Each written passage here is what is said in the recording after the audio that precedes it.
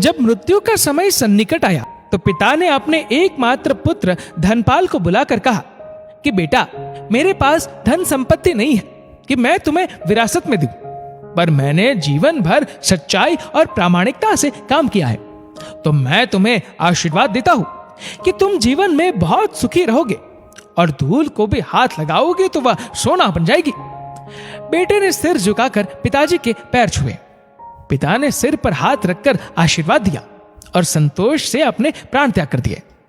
अब घर का खर्च बेटे धनपाल को संभालना था।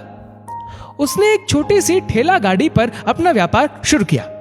धीरे धीरे व्यापार बढ़ने लगा। एक छोटी सी दुकान ले ली, व्यापार और बढ़ा। अब नगर के संपन्न लोगों में उसकी गिनती होने लगी।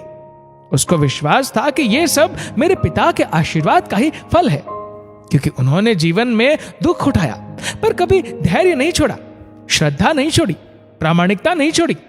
इसलिए उनकी वाणी में बल था और उनके आशीर्वाद फलीभूत हुए और मैं सुखी हुआ। उसके मुंह से बार बार ये बात निकलती थी। एक दिन एक मित्र ने पूछा, तुम्हारे पिता में इतना बल था तो वह स्वयं संपन्न क्यों नहीं हुए, सुखी क्यों नहीं हुए? धर्मपाल ने कहा, मैं पिता की ताकत की बात नहीं कर रहा हूं, मैं उनके आशीर्वाद की ताकत की बात कर रहा हूं। इस प्रकार वह बार बार अपने पिता के आशीर्वाद की बात करता तो लोगों ने उसका नाम ही रख दिया बाप का आशीर्वाद। धर्मपाल को इससे बुरा नहीं लगता। वह कहता कि मैं अपने पिता के आशीर्वाद के काबिल निकलूं, यही चाहता हूं। ऐसा करते हुए कई साल बीत गए। वह विदेशों में व्यापार करने लगा। जहां भी व्यापार करता उससे बहुत लाभ होता। एक बार उसके मन में आया कि मुझे लाभ ही लाभ होता है, तो मैं एक बार नुकसान का अनुभव करूं। तो उसने अपने एक मित्र से पूछा कि ऐसा व्यापार बताओ कि जिसमें मुझे नुकसान हो। मित्र को लगा कि इसको अपनी सफलता का और पैसों का घमंड आ गया है। इसका घमंड दूर करने के लिए इसको ऐसा धंधा बताओ कि इसको नुकसान ही नुकसान हो। तो उसने उसको बताया कि तुम भारत में लौंग खरीदो और जहाज में भरकर अफ्रीका के जंजीबार में जाकर बेचो। धर्मपाल को यह बात ठीक लगी। जंजीबार तो लौंग का देश है, वहां से लौंग भारत में लाते हैं और यहाँ 10-12 गुना भाव पर बेचते हैं। भारत में खरीद करके जंजीबार में बेचे तो साफ नुकसान सामने दिख रहा है। परंतु धर्मपाल ने तय किया कि मैं भारत में लौंग खरीद कर जंजीबार खुद लेकर जाऊंगा। देखो कि पिता के आशीर्वाद कितना साथ देते हैं। नुकसान का अनुभव लेने के लिए उसने भारत में लौंग खरीदे और जहाज में भरकर खुद उनके साथ जंजीबार द्वीप पहुंचा। जंजीबार में सुल्तान का राज्य था। धर्मपाल जहाज से उतर करके और लंबे रेतीले रास्ते पर जा रहा था, वहां के व्यापारियों से मिलने को। उसे सामने से सुल्तान जैसा व्यक्ति पैदल सिपाहियों के साथ आता हुआ दिखाई दिया। उसने किसी से पूछा कि ये कौन है। उन्होंने कहा, ये सुल्तान है। सुल्तान ने उसको सामने देखकर उसका परिचय पूछा।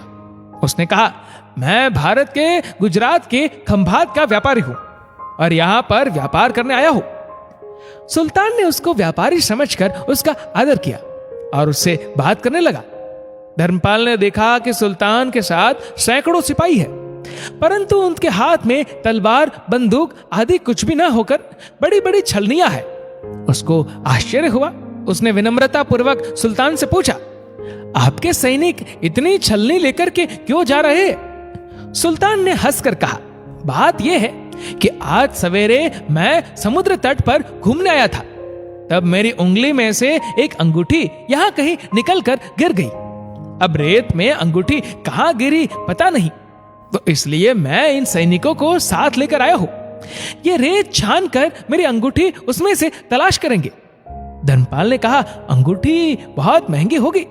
सुल्तान ने कहा, नहीं, उससे बहुत अधिक कीमत वाली अनगिनत अंगूठी मेरे पास है, पर वह अंगूठी एक फकीर का आशीर्वाद है। मैं जानता हूं कि मेरी सल्तनत इतनी मजबूत और सुखी उस फकीर के आशीर्वाद से है, इसलिए मेरे मन में उस अंगूठी का मूल्य सल्तनत से भी ज्यादा है। इतना कहकर के सुल्तान ने फिर पूछा, बोलो सेठ, इस बार आप क्या माल लेकर आए हो? धर्मपाल ने कहा कि लौंग। सुल्तान के आश्चर्य का ठिकाना नहीं रहा। ये तो लौंग का ही देश है सेठ, यहां लौंग बेचने आए हो? किसने आपको ऐसी सलाह दी? जरूर वह कोई आपका दुश्मन होगा। यहां तो एक पैसे में मुट्ठी भर लौंग मिलते हैं। यहां लौंग को कौन खरीदेगा और तुम क्या कमाओगे? धर्मपाल ने कहा, मुझे यही देखना है कि यहां भी मुनाफा होता है या नहीं। मेरे पिता के आशीर्वाद से आज तक मैंने जो धंधा किया उसमें मुनाफा ही मुनाफा हुआ। तो अब मैं देखना चाहता हूं कि उनके आशीर्वाद यहां भी फलते हैं या नहीं। सुल्तान ने पूछा, पिता के आशीर्वाद? इसका क्या मतलब? धर्मपाल ने कहा, मेरे पिता सारे जीवन ईमानदारी और प्रामाणिकता से काम करते रहे, परंतु धन नहीं कमा सके। उन्होंने मरते समय मुझे भगवान का नाम लेकर मेरे सिर पर हाथ रखकर आशीर्वाद दिए थे कि तेरे हाथ में धूल भी सोना बन जाएगी। ऐसा बोलते बोलते धर्मपाल नीचे झुका और जमीन की रेत से एक मुट्ठी भरी और सम्राट सुल्तान के सामने मुट्ठी खोलकर उंगलियों के बीच में से रेत नीचे गिराई। तो धर्मपाल और सुल्तान दोनों का आश्चर्य का पार नहीं रहा। उसके हाथ में एक हीरे जड़ित अंगूठी थी। ये वही सुल्तान की गुमी हुई अंगूठी थी। अंगूठी देखकर सुल्तान बहुत प्रसन्न हो गया। बोला, वाह खुदा, आपकी करामात का पार नहीं। आप पिता के आशीर्वाद को सच्चा करते हो। धर्मपाल ने कहा, फकीर के आशीर्वाद को भी वही परमात्मा सच्चा करता है। सुल्तान और खुश हुआ, धर्मपाल को गले लगाया और कहा, मांग सेठ, आज तू जो मांगेगा मैं दूंगा। धर्मपाल ने कहा, आप 100 वर्ष तक जीवित रहो और प्रजा का अच्छी तरह से पालन करो, प्रजा सुखी रहे, इसके अलावा मुझे कुछ नहीं चाहिए। सुल्तान और अधिक प्रसन्न हो गया। उसने कहा, सेठ, तुम्हारा सारा माल मैं आज खरीदता हूं और तुम्हारी मुंह मांगी कीमत दूंगा। इस कहानी से शिक्षा मिलती है कि पिता के आशीर्वाद हो तो दुनिया की कोई ताकत कहीं भी तुम्हें पराजित नहीं होने देगी। पिता और माता की सेवा का फल निश्चित रूप से मिलता है, आशीर्वाद जैसी और कोई संपत्ति नहीं।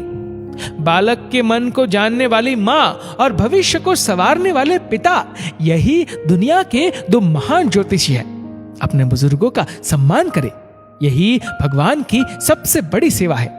दोस्तों, इस वीडियो को लेकर आपकी क्या राय है नीचे कमेंट करके जरूर बताएगा। और अगर आपको वीडियो अच्छा लगा हो तो वीडियो को लाइक करेगा, शेयर करेगा ज्यादा से ज्यादा लोगों तक। और ऐसे ही और भी इंस्पिरेशनल वीडियोस के लिए सब्सक्राइब करें हमारे यूट्यूब चैनल को और फेसबुक पर फॉलो करें हमारे पेज को। धन्यवाद।